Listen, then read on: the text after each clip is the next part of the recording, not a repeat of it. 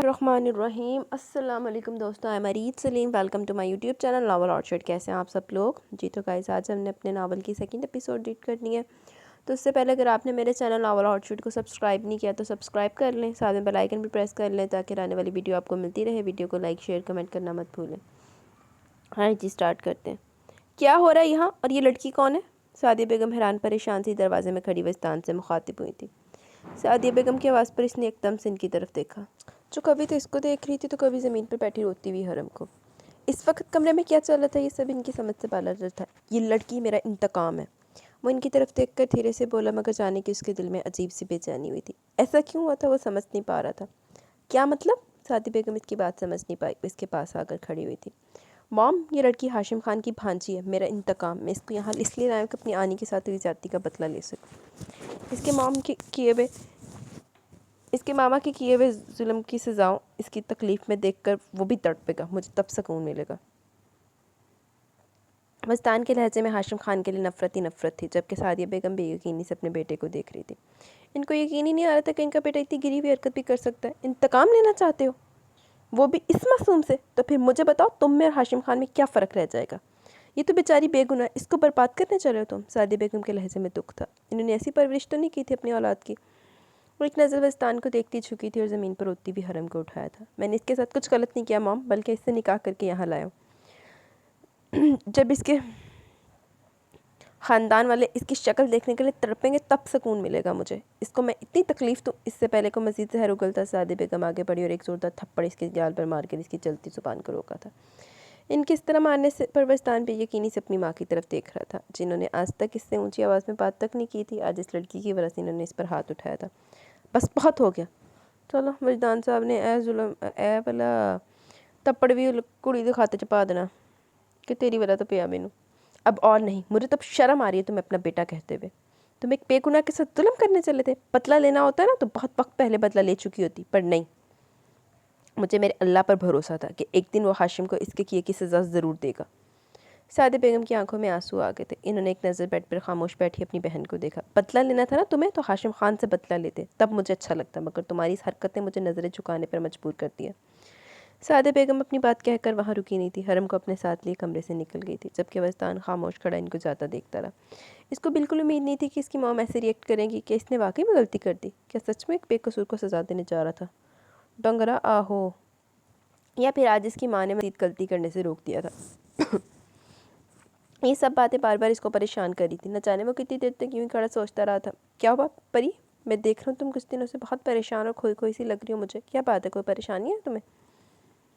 मुझे बताओ तो मैं तुम्हारी परेशानी दूर कर सकूं। हाशिम ने इसके दोनों हाथों को अपने हाथों में लेकर इसकी गहरी काली आंखों में झांका था। इसके लहजे में फिक्रमंदी और आंखों में अपने लिए मोहब्बत देखकर परीशा हल्के से मुस्कुराई थी। इसने आज तक सिर्फ अपनी बहन से मोहब्बत की थी, मगर यहाँ आकर जब इसकी मुलाकात हाशिम से हुई तो खुद को इससे मोहब्बत करने से नहीं रोक पाई थी। शायद हाशिम इससे इतनी मोहब्बत नहीं करता होगा जितनी मोहब्बत वो इससे करती थी, बल्कि कहना ठीक रहेगा वह इसे इश्क करती थी दीवानों की तरह। क्या हुआ, क्या सोचने लगी? इसको खामोश देख इसने फिर से इसको मुखातिब किया था। नहीं कुछ नहीं, बस ऐसे ही। वो थोड़ा संभल कर बैठी थी। तो फिर बताओ ना, क्या परेशानी है तुम्हें? इसने फिर से अपना सवाल दोहराया। मैं आप ही की वजह से परेशान हूँ, परीशा उदासी से बोली। इसकी उदासी चेहरे से भी छलक रही थी। आप ही क्यों, क्या हुआ आप ही को? हाशिम इसकी बात का यही मतलब समझ पाया था।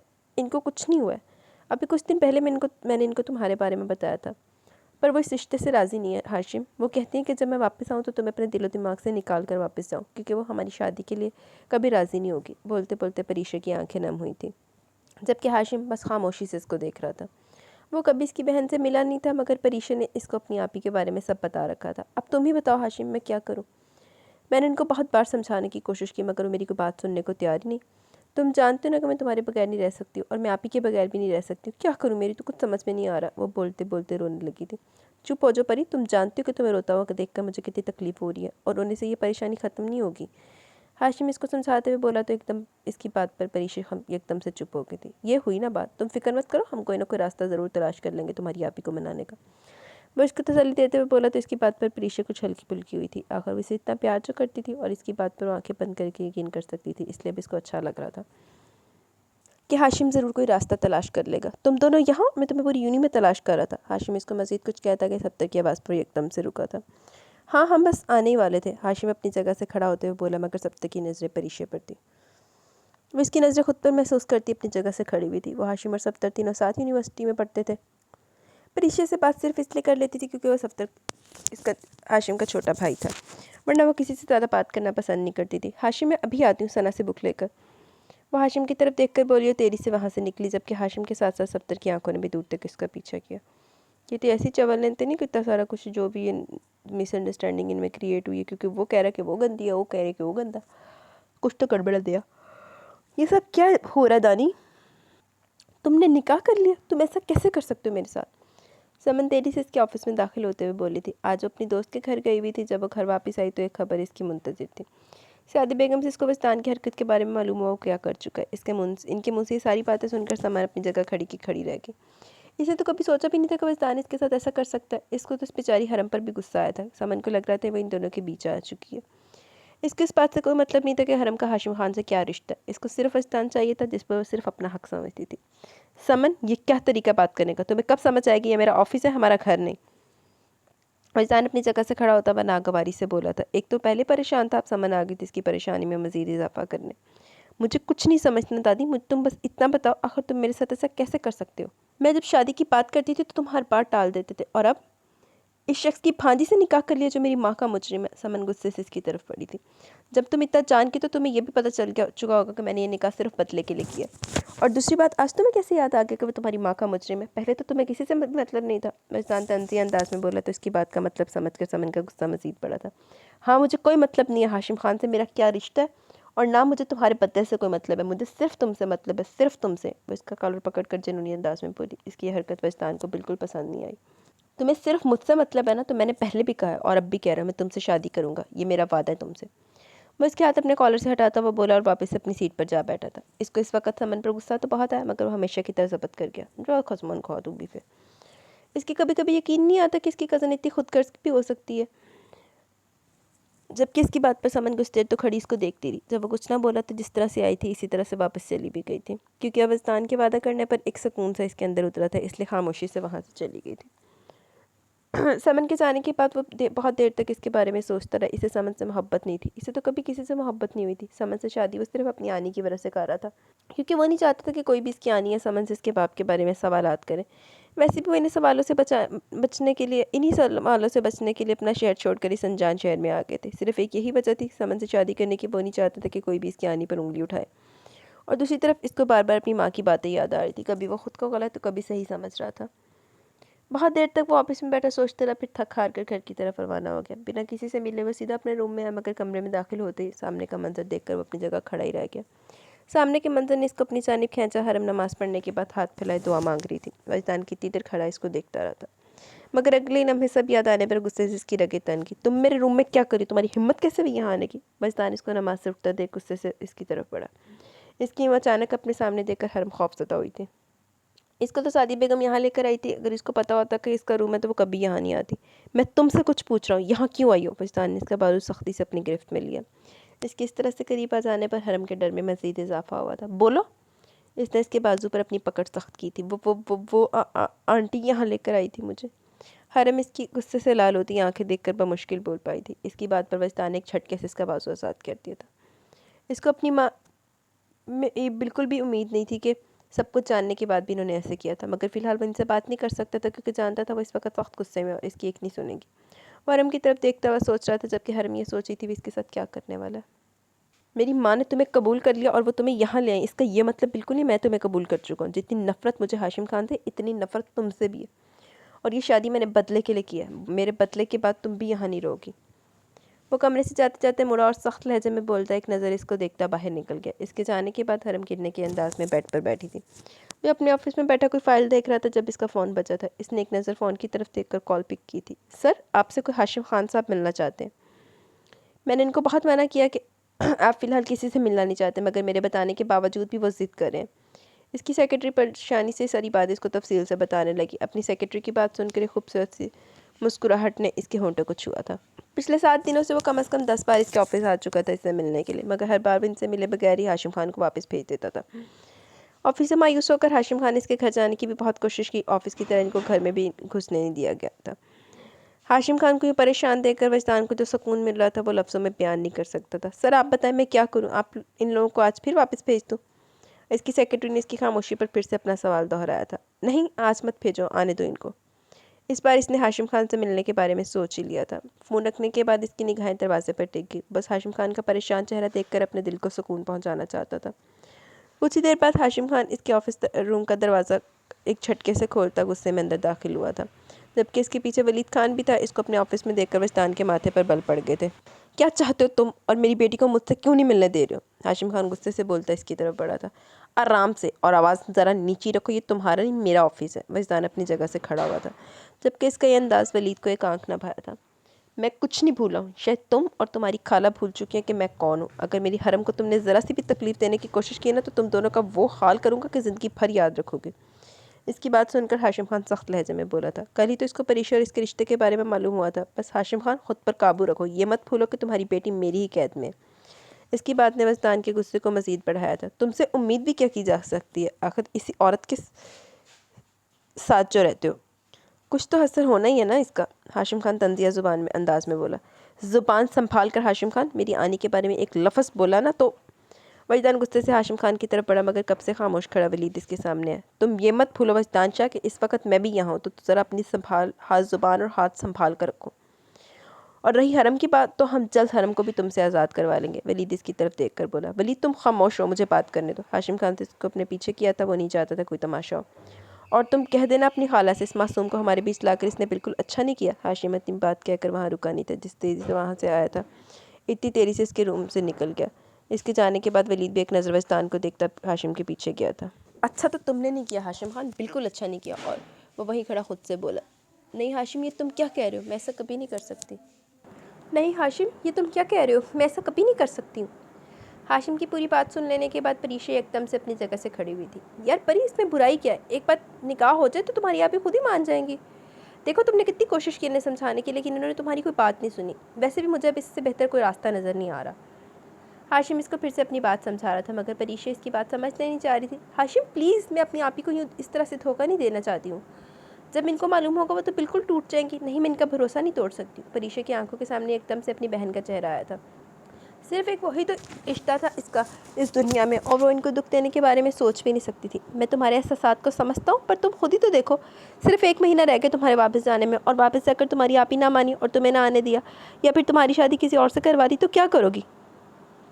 कर लो कि किसी और से शादी। हाशिम इसको आने वाली परेशानियों से आगाह कर रहा था। इसकी बात सुनकर परीक्षा कुछ लम्हों की तो खामोशी रह गई। सच ही तो कह रहा था वो। अगर आप ही ने सच में ऐसा कर दिया तो वो क्या करेगी? क्या वो जिंदा रह लेगी हाशिम के बगैर? नहीं, मैं हाशिम के बगैर नहीं रह सकती, मर जाऊंगी इसके बगैर, इसके दिल ने तड़प कर कहा था। वैसे एक गल कवांगी, नाल रह के तो बुरा सोना जी रही सी। हाशिम, अगर आप ही ना मानी और अगर उन्होंने मुझसे रिश्ता तोड़ लिया तो क्या करेंगे? वो इसकी बात मानने पर राज़ी तो होगी, मगर एक सवाल इसको परेशान कर रहा था। हम इनको मना लेंगे परी, बस ये बात याद रखना परीक्षा, जब हम दोनों साथ हैं तो कुछ भी काम हमारे लिए नामुमकिन नहीं है। हम इनको मना लेंगे, तुम देखना। हाशिम ने इसको अपनी बात का यकीन दिलाया था। और परीक्षा ही हाशिम की दीवानी तो थी ही हाशिम की दीवानी, इसकी हर बात पर भरोसा करने वाली। इसकी बात पर वो हल्के से मुस्कुरा दी। समन बेटा, कहाँ जा रही हो इस वक्त? सादिया बेगम जो परीक्षा के कमरे में जा रही थी, समन को बाहर की तरफ जाते देखकर इससे मुखातिब हुई। बस खाला, अपनी दोस्त के पास जा रही हूँ, थोड़ी देर में आ जाऊँगी। वैसे भी जब से वो लड़की इस घर में, मेरा इस घर में रहना बिल्कुल दिल नहीं करता। इसकी शक्ल देखकर ही मेरा गुस्सा बढ़ता रहता है, समन बेजारी से बोली, जबकि इसकी बात सादिया बेगम को बिल्कुल पसंद नहीं आई। वो अब इस घर का ही फ़र्द है, वजदान की बीवी है, और जितनी जल्दी हो तुम इस बात को तस्लीम कर लो, तुम्हारे लिए इतना ही अच्छा होगा। सादिया बेगम सख्त लहजे में बोली थी, क्योंकि वो इस बात से बिल्कुल अनजान थी कि वजदान समन से शादी का वादा कर चुका, और यही वजह थी कि वो हरम को दिल से कबूल कर चुकी थी। वैसे भी हरम इनको पहली नज़र में पसंद आ गई थी। चाहे शादी किस भी हालात में वो हरम को वजदान की बीवी कबूल कर चुकी थी। आप कुछ भी ख्याल है खाला, मैं इस रिश्ते को नहीं मानती, और ना वजदान की नज़र में इस रिश्ते की कोई अहमियत है, इसलिए मुझे कुछ भी समझने की ज़रूरत नहीं है। वो अपनी बात कहकर रुकी नहीं, तेज़ी से वहाँ से निकली थी। सादिया बेगम बस इसको जाता देखती रही थी। वैसे भी इन्हें इससे यही उम्मीद थी। तो बस तेरी उम्मीद तो पूरा उतरी हो, फिर कादा गिला शिकवा। समन के जाने के बाद जब वो परी के रूम में गई तो अंदर का मंजर देखकर वो कुछ पल के लिए हैरान रह गई। हरम परीक्षा के पास बैठी इनको खाना खिला रही थी। हैरान करने वाली बात जो थी वो परीक्षा थी, जो आराम से हरम के हाथ से खाना खा रही थी, वरना वो सिर्फ वजदान या सादिया बेगम से ही खाना खाती थी। इनको ये मंजर देखकर खुशी भी हुई और एक तरफ उदास भी। समन परीक्षा की औलाद होने के बाद भी इसके पास नहीं जाती थी, और एक वो थी जिसको वजदान सज़ा के तौर पर यहाँ लाया था। सादिया बेगम ने हरम को परीक्षा के बारे में सब बता दिया था, जिसको सुनकर हरम को बहुत दुख हुआ। इसको यकीन नहीं आ रहा था कि इसके मामू ऐसा कर सकते हैं, मगर वैसा नहीं है, ज़रूर कोई गलतफहमी रही होगी। हरम ने सादिया बेगम से बात करनी चाहिए, मगर इन्होंने इसको खामोश करवा दिया था। जो भी था, धोखा हुआ था इनकी बहन के साथ, इसलिए वो एक लफ्ज़ नहीं सुनना चाहती थी हाशिम खान के बारे में। इनके चुप करवाने पर हरम खामोश होगी, मगर इसको इतना तो इसको यकीन था कि अपने मामू जान पर कि वो कभी किसी के साथ गलत नहीं कर सकते। सादिया बेगम कुछ देर तो खामोशी से खड़ी इन दोनों को देखती रही, फिर वापस चली गई थी, क्योंकि इनको लग रहा था कि हरम इनकी बहन का अच्छे से ख्याल रख सकती है, जो सच भी था। सादिया बेगम के जाने के बाद हरम परीक्षा को खाना खिलाने के बाद पानी पिला रही थी, जब इनके कमरे का दरवाज़ा फिर से खुला था। हरम ने पलट कर देखा तो वजदान कमरे में खड़ा खूनख्वार नज़रों से इसको घूर रहा था। तुम मेरी आनी के पास क्या करी हो और क्या पिलाया तुमने इन्हें? वजदान गुस्से से इसकी तरफ बढ़ा था। एक तो पहले वो हाशिम खान की बातों की वजह से गुस्से में था, दूसरा हरम को अपनी आनी के पास देखकर इसका गुस्सा मजीद बढ़ा था। जबकि एक पल के लिए तो वो हैरान भी हुआ ये देखकर कि इसकी आनी कितने आराम से इसके हाथ से पानी पी रही है, मगर वो भी वजदान चाहता अपने तासुरात छुपाने में माहिर, इसलिए इसने जानबूझकर ऐसे अल्फाज बोले थे। नहीं, मैं तो बस इनको पानी पिला रही थी। हरम डरते डरते अपनी सफाई पेश करने लगी थी। तुम जैसे लोगों का कोई भरोसा नहीं है। तुम्हारे मामा को मेरी आनी को इस हाल में पहुंचाने के बाद भी सुकून नहीं मिल रहा, और तुम यहाँ इनकी खिदमत करके क्या साबित करना चाह रही हो कि तुम बहुत मासूम हो? अगर तुम्हें लगता है कि ये सब करने के बाद तुम्हें इस जाल में फंस जाऊंगा जैसे तुमने मेरी मॉम को फंसाया, तो सुन लो, मैं तुम्हारे इस नाटक में नहीं फंसने वाला, समझ गई? वो अपनी बातों से इसका दिल दुखा रहा था। इसकी इन बातों से हरम की आंखें नम हुई। नहीं, तुम गलत समझ रहे हो, मैं कोई नाटक नहीं करी, मुझे बहुत हमदर्दी आंटी से, और ज़रूर तुम्हें कोई गलत फहमी रही होगी, वरना मामू जान कभी किसी के साथ ऐसा नहीं कर सकते। वो तो बहुत अच्छे इंसान है, आज तक इन्होंने किसी का दिल नहीं दुखाया। मुझे तो लगता है कि परीक्षा आंटी हरम जो हाशिम खान की हमायत में वजदान के सामने बोले चली जा रही थी। इसकी बात सुनकर वजदान का हाथ उठा और इसके नाजुक रुखसार पर अपना निशान छोड़ चुका था। खामोश, बिल्कुल खामोश, एक लफ्ज़ और ना निकले मुँह से। तुम मेरे सामने खड़ी इस इंसान की हमायत कर रही हो जो मेरी आने की इस हालत का जिम्मेदार है। वजदान सख्ती से इसके बाल अपनी मुट्ठी में जकड़े थे। हरम जब इसके थप्पड़ से संभल ना पाई थी, वजदान के सख्ती से बाल पकड़ने पर इसके मुँह से सिसकी निकली थी। प्लीज़ छोड़ दे, मुझे बहुत दर्द हो रहा है। हरम इसकी सख्त पकड़ में बहुत मुश्किल बोल पाई, आंखें आंसुओं से भर चुकी थी। दर्द हो रहा ना, जबकि तुम्हारा दर्द इस दर्द के आगे कुछ भी नहीं है जो मेरी माँ और आनी इतने सालों से बर्दाश्त करती आई हैं। वजदान ने इसके बालों पर अपनी पकड़ मजीद सख्त की, मगर इसकी आंसुओं से भरी आंखें देखकर एकदम से इसकी दिल को कुछ हुआ था। इसकी पकड़ एकदम से ढीली पड़ी और इसने हरम को अपनी पकड़ से आज़ाद कर दिया। ये क्या हो रहा था इसके साथ? क्यों इसके आंसू देखकर कमज़ोर पड़ जाता था? इसकी नज़र हरम के रुखसार पर पड़ी, जहाँ इसकी उंगली के निशान साफ नज़र आ रहे थे। आइंदा तुम मुझे मेरी आनी के आसपास नजर ना आना, तकलीफ़ की जिम्मेदार तुम खुद ही होगी। वो उसको उंगली के इशारे से वार्न करता हुआ बोला, मेरी हर तकलीफ़ की वजह तो तुम ही हो वजदान शाह, सिर्फ तुम। लानती शाह। जाते जाते इसके कानों में हरम के अल्फाज सुनाई दिए थे। इसका दिल क्या वो पलट कर देख ले, मगर वो पलटना नहीं चाहता था, इसलिए बगैर मुड़े कमरे से निकलता चला गया। वो बहुत खुश थी। अभी चंद दिन पहले तो इसने हाशिम खान की बात मानकर इससे निकाह कर लिया था। शुरू में तो वो बहुत डर रही थी, इसका दिल इस तरह से निकाह करने के लिए राज़ी नहीं हो रहा था, मगर हाशिम के हौसला देने पर वो कुछ पुरसुकून हुई थी। दिन यूँ ही गुजर रहे थे। निकाह के बाद भी वो इसी फ्लैट में रहती थी जिसमें पहले रहती थी। इसके साथ जो लड़की फ्लैट शेयर करती थी वो अपने कुछ दिन के लिए घर गई हुई थी, जिस वजह से हाशिम इसके पास रहने आ जाता था। दोनों अपनी ज़िंदगी में बहुत खुश थे एक दूसरे को पाकर। परीक्षा को अपनी बहन की फ़िक्र भी होती थी, मगर इसको इस बात का भी पूरा यकीन था वो इनको राज़ी कर लेगी। जब भी वो हाशिम को देखती, इसको अपनी किस्मत पर यकीन नहीं आता कि कोई इसको इतना प्यार करने वाला भी है। वो अल्लाह का शुक्र जितना अदा करती इतना कम था। अभी वो किचन में खड़ी हाशिम के बारे में सोच रही थी कि जब दरवाजे पर दस्तक हुई। वो अपना दुपट्टा ठीक करती दरवाजे तक आई। इसको लगा कि हाशिम होगा, मगर सफ्तर को सामने देखकर इसके माथे पर बल पड़े थे जो सफ्तर से पोशीदा न रह सके थे। हाशिम ने सफ्तर को भी अपने निकाह के बारे में नहीं बताया था और इसको बताने से परीक्षा ने मना किया था, क्योंकि वो अपनी आप ही से पहले किसी से भी इस रिश्ते के बारे में बात नहीं करना चाहती थी। चल आ सही है, तो फिर सफ्तर ने कोई जाने 4 दिन मन लगता। वैसे भी इसकी बहन की तरह हाशिम ने अपने बहन भाई को संभाला था अपने माँ बाप के बाद। क्या हुआ, तुम यहाँ इस तरह मेरे अचानक मेरे घर क्यों आए हो? परीक्षा इसके बोलने से पहले खुद बोल उठी। वो था तो हाशिम का ही भाई, मगर इसको शुरू से खास पसंद नहीं था। वजह सफ्तर की नज़रें थी जो हर वक्त इसको अपने हसार में लिए रहती थी।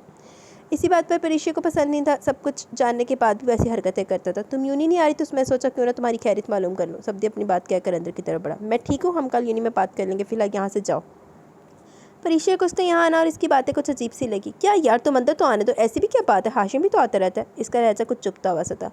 वो हाशिम इसके बारे में सब जानता था, मगर जानबूझकर इसने ऐसी बात कही थी। सब तक तुम प्लीज़ जाओ, हम कल बात करते हैं। इससे पहले को मजीद कुछ कहता, परीक्षा ने तेरी से दरवाज़ा बंद किया। इसके इस तरह से इसके मुंह पर दरवाज़ा बंद करने से सब तक को एकदम से बहुत गुस्सा है। तुमने मेरे मुंह पर इस तरह से दरवाज़ा बंद करके बिल्कुल अच्छा नहीं किया परीक्षा। बहुत गरूर है ना तुम्हें अपनी मोहब्बत पर। अब देखना मैं कैसे तुम्हें हाशिम की ज़िंदगी से निकालता हूँ। सफ्तर दरवाजे के बाहर खड़ा नफरत से सोच रहा था। वो भी हाशिम की तरह परीक्षा को पसंद करता था, मगर परीक्षा शुरू से हाशिम को पसंद करती थी और यही बात सफ्तर को गुस्सा दिलाती थी। उन्हें अपना घटियापन दहाना सफ्तर ने पहले ही बड़ा घटिया, और एक घटियापन दहाना वगैरह ने। वो इन दोनों को साथ देखकर चलता रहता था और इसे एक और वजह मिल गई थी इससे नफरत करने की। क्या हुआ आंटी, आप कुछ ढूंढ रही हैं? वो परीक्षा के पास बैठी थी मगर इसकी नज़रें सादिया बेगम पर थी, जो न जाने क्या तलाश कर रही थी मगर वो चीज़ इनको नज़र नहीं आ रही थी। हाँ बेटा, मेरा मोबाइल नहीं मिल रहा। सादिया बेगम ने इधर उधर देखते हुए इन्होंने हरम को जवाब दिया। शायद मैं समन के रूम में भूल आई हूँ। बेटा हरम, क्या तुम मेरा एक काम कर सकती हो? वो अब इसकी तरफ देखकर बोली। जी आंटी बोले। बेटा तुम मेरा मोबाइल ला कर दे दो, समन के रूम से मुझ में हिम्मत नहीं हो रही ऊपर जाने की। इनकी बात पर हरम कश्मकश में पड़ गई। भला कैसे जा सकती थी वजदान के कमरे में, क्योंकि इसकी मौजूदगी में वो इसके रूम में नहीं जाती थी। वजदान के कमरे जाना कि समन के कमरे से जाना? वजदान के कमरे में, मेरे लगता है वजदान इस वक्त घर पर नहीं है, तुम आराम से इसके कमरे में जा सकती हो। सादिया बेगम इस सबकी परेशानी समझते हुए बोली थी। इनकी बात पर वो सर लाती हुई कमरे से निकली। इसके जाने पर वो हौले से मुस्कुराई। इन चंद ही दिनों में इनको कितनी अजीज हो गई थी। वो थी ही इतनी मासूम सी। इसने कमरे के पास पहुंचकर हाथ बढ़ाकर थोड़ा सा दरवाज़ा खोला। अंदर से आती समन की आवाज़ पर वो वहीं रुक गई थी। तानी प्लीज़ मुझे बताओ कि वो लड़की और कितने दिन यहाँ रुकने वाली है? इस लड़की की मौजूदगी में मज़ीद बर्दाश्त नहीं कर सकती। समन बेजारी से बोली, जबकि इसकी बात पर अपने कोट के बटन खोलते वजदान के हाथ एकदम से रुके थे। आज पता नहीं कि उसको समन का हरम का यूँ इस तरह से कहना बिल्कुल पसंद नहीं आया था। पता नहीं इसे क्या होता चाह रहा था। जब भी समन हरम के बारे में कुछ कहती, इसको इसकी बात का कोई जवाब नहीं देता था। इसे बुरा लगता था समन का हरम को कुछ भी कहना। दिमाग ठिकाने आ रहा था डहोर की अक्लो पैदल आदमी। मैं तुमसे कुछ कह रही हूँ दानी, खामोश क्यों? समन की उसकी खामोशी पर गुस्सा आया। हरम ने थोड़ा सा अंदर झांक कर देखा तो समन वजदान के करीब ही खड़ी थी, जबकि इसने अपना एक हाथ वजदान के पास ऊपर रखा था। न जाने कोई अंदर के मंजर हरम को बिल्कुल पसंद नहीं आया। एक जलन सी हुई थी इसको समन को यूँ वजदान के करीब देखकर। यार बता तो दिया तुम्हें, और किस तरह से बताऊँ? वक्त आने पर भेज दूंगा इसको यहाँ से। समन के लहजे में गुस्सा महसूस करके वो बोलता हुआ इसकी तरफ मुड़ा था। और हमारी शादी के बारे में कब बात करोगे खाला से? देखो तुम भूल मत जाना, तुमने वादा किया हुआ मुझसे। समन ने इसको इसका वादा याद दिलाया था। वजदान जो समन के गुस्से में कुछ कहने वाला था, इसकी नज़र दरवाजे में खड़ी हरम पर पड़ी। हरम कुछ सोच रही थी, इसलिए वजदान का देखना नोट नहीं कर पाई थी। इसको दरवाजे में खड़ा देखकर वजदान के होंठों पर एक मुस्कुराहट आई और वो कुछ तेज़ आवाज़ में बोला, समन मुझे बहुत अच्छे से याद है, मैं सिर्फ तुमसे ही शादी करूँगा, बस कुछ दिन और बर्दाश्त कर लो इस लड़की को, फिर बहुत जल्द मैं इसको यहाँ से चलता कर दूँगा। इसके बाद मम्मी को मना लूँगा हमारी शादी के लिए, बस तुम परेशान ना हो। वो अपनी बातों से दरवाजे में खड़ी हरम का दिल दुखा रहा था। और वाकई में हरम के दिल को बहुत दुख हुआ था ये जानकर कि वो किसी और से शादी का ख्वाहिशमंद है। आंखों में एकदम से पानी भर आया था। तुम सच कह रहे हो ना? समन बहुत खुश होते हुए बोली थी। हाँ यार, कभी मैंने झूठ बोला है तुमसे? इसे समन का जवाब देकर हरम की तरफ देखा जो अपने आंसू साफ कर रही थी। एक पल के लिए इसको बहुत बुरा लगा। सच में दानी, मैं बहुत खुश हूँ। समन खुशी से इसके गले लगी थी। अब ये सब देखना इसकी बर्दाश्त से बाहर हो गया तो वो अपने मुंह पर हाथ रखती तेजी से वहाँ से हटी थी। ये हरकत तो वजदान को भी बर्दाश्त नहीं हुई। इसने बहुत ही आराम से समन को खुद से दूर किया था। इसने एक नज़र दरवाजे की तरफ देखा, वहाँ कोई नहीं था। वो बस एक गहरी सांस भरकर रह गया। सब कुछ हमारे हाथ से निकल गया, हरम भी, इसकी सारी प्रॉपर्टी भी। क्या कुछ नहीं सोचा था मैंने, पर कुछ भी हासिल नहीं कर पाया, कुछ भी नहीं। सब कुछ इसका भाई का ही था और भाई का ही रहेगा। बाबा ने मेरे लिए कुछ नहीं छोड़ा, सब भाई के नाम करा दिया, जैसे मैं इनका बेटा ही नहीं था। सब इधर से उधर टहलता हुआ गुस्से में से बीबी मारिया से बोल रहा था। और ये सब कुछ जो हो रहा है ना, इस परीक्षा की वजह से हो रहा है। पहले जब ये हमारी ज़िंदगी में आई तो मेरे भाई को मुझसे दूर कर दिया। इतनी मुश्किल से मैंने इसको भाई की ज़िंदगी से निकाला था। क्या कुछ नहीं किया मैंने भाई के दिल में इसके लिए नफरत पैदा करने के लिए। कितने झूठ बोले थे भाई को इस बात का यकीन दिलाने के लिए। वो सिर्फ इनकी दौलत से मोहब्बत करती है। जब इसको कोई इनसे भी रईस ज़्यादा मिलेगा तो वो इनको भी छोड़ देगी। भाई को इस बात का यकीन दिलाना मुश्किल तो था मगर नामुमकिन नहीं था। सफदर खान अपनी की हुई चालाकी याद कर रहा था। कितनी चालाकी से इसने परीक्षा को अपनी भाई की ज़िंदगी से निकाल फेंका। अगर इसको सज़ा तो मिलनी थी क्योंकि इसने सफदर खान की बेइज्जती की थी। जो खसमन खा जो आके मुझे इनकार किया था, सफदर खान ने अपने मन में सोची थी, क्योंकि मारिया नहीं जानती थी वो कभी परीक्षा के पीछे दीवाना था। मगर अब वो फिर से वापस आ गया मेरी ज़िंदगी में और सिर्फ इसके बदले की वजह से हरम के माँ बाप की प्रॉपर्टी जो वलीद को मिलती इसने शादी करने के बाद, अब वो भी हाथ से निकल गई है और मैं फिर से खाली हाथ रह गया। सफदर खान गुस्से में बोला। मारिया के भी हाल इससे कुछ मुख्तलिफ ना था। सफदर खान अपना सालों पुराना गुस्सा निकाल रहा था इस बात से अनजान कि हाशिम खान जो किसी काम से इनके कमरे की तरफ आ रहा था। सफदर के अल्फाज सुनकर इनके कदम अपनी जगह छम गिर रहे। वो बेयकीनी से दरवाजे में खड़े अपने छोटे भाई का कारनामा सुन रहे थे। इतना सब कुछ करते वक्त तुम्हें अपने भाई के एहसासात का बिल्कुल ख्याल नहीं आया? तुमने ये नहीं सोचा कि मेरा क्या होगा? हाशिम खान बहुत दुख से बोला, जबकि इनकी बात पर सफदर खान अपनी जगह खड़े का खड़ा रह गया। वो इनकी बात से अंदाज़ा लगा चुका था कि इसका भाई इनकी सारी बात सुन चुका है। भाई मेरी बात सुने, जैसा आप सोच रहे हैं सब बिल्कुल भी नहीं है। जी भाई, ये बिल्कुल ठीक कह रहे हैं। इससे पहले वो दोनों मज़ीद कुछ बोलते, हाशिम खान ने हाथ के इशारे से इनको मज़ीद बोलने से रोका। जो मैंने सुना है बिल्कुल ठीक सुना है और अच्छा हुआ कि मैंने सुन लिया। अगर आज भी ना सुनता तो सारी ज़िंदगी में अपनी परी को गलत समझता रहता। वो बहुत ही दुख से अपने भाई की तरफ देखकर बोले, क्यों किया तुमने ये सब? सिर्फ प्रॉपर्टी के लिए या अपनी जलन को ख़त्म करने के लिए? एक बार तो कहते हैं मुझसे सफदर कि तुम्हें इस सारी प्रॉपर्टी चाहिए, ये तुम्हें परी पसंद थी तो मैं इसी वक्त सब कुछ तुम्हारे नाम कर देता। और रही बात परी की, अगर मुझे मालूम होता कि मैं पहले तुम्हारे रास्ते से हट जाता। मेरे लिए हमेशा से तुम दोनों पहले रहे हो। इरम के जाने के बाद तो सिर्फ तुम ही बचे थे मेरे। वो अपने बहन हरम की माँ का जिक्र करते हुए बोले। हाशिम खान की बातों ने सब्तर खान का सर झुका दिया था। पर तुमने तो अपनी मरी हुई बहन की प्रॉपर्टी पर भी नज़र रखी हुई थी। क्या तुम्हें एक पल के लिए भी शर्म नहीं आई? इन्होंने इन दोनों को एक नज़र देखा जो शर्मिंदा से खड़े थे। भाई मेरी बात सुने, सफदर खान ने एक बार फिर बोलना चाहा, मगर इन्होंने फिर से इसको चुप करवा दिया। तुमने मुझसे एक लड़की की ज़िंदगी बर्बाद करवाई। जानते हो वो मेरे निकाह में थी और तुम्हारी वजह से मैंने इसको सज़ा दी थी तलाक ना देने की। निकाह की बात पर सफदर ने हैरानी से अपने भाई की तरफ देखा। वो तो ये बात बिल्कुल भी नहीं जानता था। चल जानता भी तो फिर भी लानत ही मारनी सी। इसका नज़ामत से सारी नहीं आंखें भी झुक गई थी। अब तक मेरे नाम पर बैठी और शायद इसी बात का बदला ले रही है वो हमसे, हमारी हरम छीन कर। परी के बारे में सोचते इनकी आंखें नम हुई थी। एक बार तो कहते मुझसे, मैं हंसी खुशी सब तुम्हारे नाम कर देता, लेकिन ये सब करके तुमने एक भाई होने का हक भी खो दिया। हाशिम खान गहरे दुख से बोले। एक नज़र इन दोनों पर डाकर खामोशी से इनके कमरे से निकल गए, जबकि इनके जाने के बाद सफदर नदामत से सर झुकाए खड़ा रह गया। चलो इधर बगैरत रूम भी कुछ आ गई। हया वो जब रूम में दाखिल हुई तो बजदान को जागता देखकर हैरान हुई। रोज़ी जानबूझकर कमरे में इस वक्त आती जब बजदान सो चुका होता था और फिर सुबह को उसके जागने से पहले पहले कमरे से निकल जाती थी। इस थप्पड़ वाले दिन के बाद से तो हरम ने इसके सामने जाना भी ख़त्म कर दिया था। इसके कमरे में रहना इसकी मजबूरी थी। वो परीक्षा के पास भी नहीं रह सकती थी क्योंकि इनके पास सादिया बेगम रहती थी। वो इसको नज़रअंदाज करती सोफ़े की तरफ बढ़ी। इस कमरे में इसकी इसका बिस्तर था। मजदान बज़ाहिर तो कोई फ़ाइल देख रहा था, मगर इसका ध्यान मुकम्मल तौर पर हरम पर था।